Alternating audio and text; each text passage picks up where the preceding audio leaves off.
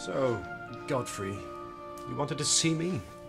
Being the mere younger brother, of course I was obliged to come when you sent for me. Yes, Dunstan, I did want to see you, though I would have preferred to see you sober. Oh dear.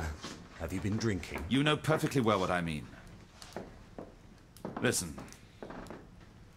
It's about Fowler's rent. Father's short of cash, and he's threatening to send in the bailiff to collect the arrears. Let him. It's no concern of mine. Of course it is. You've got the money. Correction. I had the money. Don't tell me you've spent it all. You know what Father threatened if ever he heard you were making free with his money again. That's all right then, because he won't hear of it.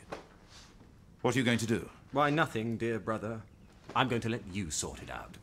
Because if you don't, I might stop being such a good-natured chap and tell our beloved father about what the son and heir has been up to behind his back. Quiet, Dunstan, or I'll knock you down. No, you won't. Because I could have you turned out of this house and cut out of father's will.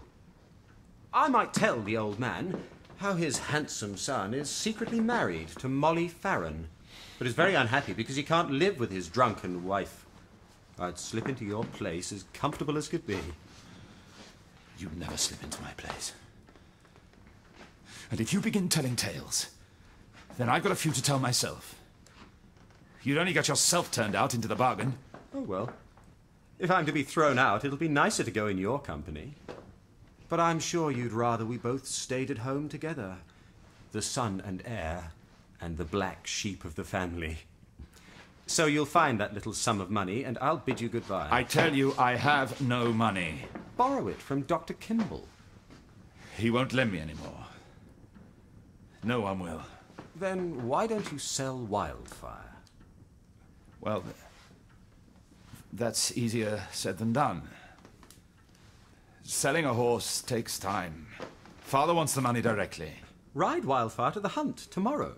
Bryce will snap up your horse like a shot. Ride to the hunt and get back home at 8, splash to the chin. I'm going to the Osgoods dance. Oh, are you? For sweet Miss Nancy is going, and you'll dance with her and promise never to be naughty again and be taken back into her favour. Hold your tongue about Miss Nancy, you fool, or I'll throttle you. Temper, temper. Miss Nancy wouldn't mind being your second wife, as long as she didn't know it. And you've got a good-natured brother who'll keep your secret well, because you're always so very obliging to him. You don't seem to realize, Dunstan, my patience is almost at an end. If you were a little sharper, you'd see you can goad a man too far. Why don't I tell the squire everything myself? It will get you off my back, if nothing else. Now. After all, he'll find out sometime. Molly has been threatening to come here herself and tell him. So don't flatter yourself that your secret is worth any price you ask. If you drain me of every penny, I'll have nothing left to keep her quiet with. Tell you what, brother, I'll meet you halfway. I'll sell Wildfire for you. Oh, yes. Trust my horse to you. I'll get a better price than you would. I'm a dab hand at the bargaining. Indeed you are. If you don't want me to do it, it's none of my affair.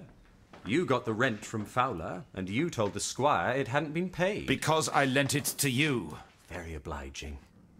So I'll help you by selling your horse for you, seeing it's not convenient to you to go out riding tomorrow, in view of a certain dance you want to attend. Look, you mean no nonsense. You'll hand over the money to me?